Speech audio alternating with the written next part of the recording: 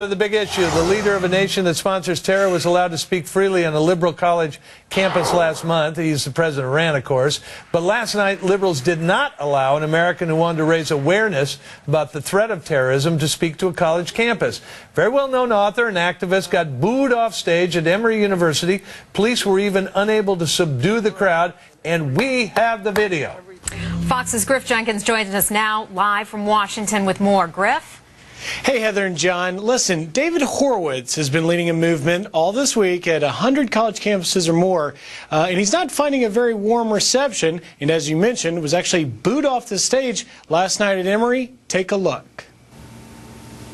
On college campuses coast to coast, it's Islamofascism Awareness Week. It's a week to make people aware that our enemy are Islamofascists and that they're oppressing women, and that the campus faculties are not talking about this.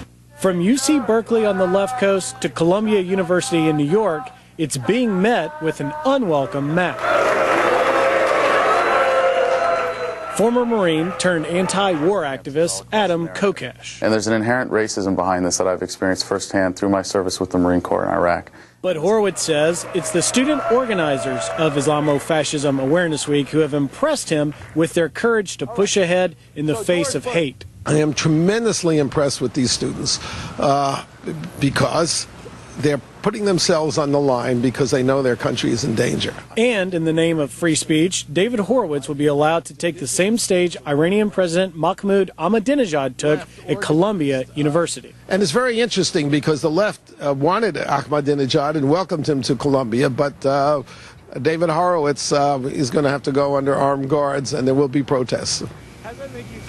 Now, David will be speaking tonight at George Washington University, and there are students there organizing alternative events, so I'm sure it will be heated and interesting. And then he culminates the week tomorrow at Columbia, as I mentioned in the package, guys. Hey, Griff, you know, we know David Horowitz. Target radical Islam. How is this racist?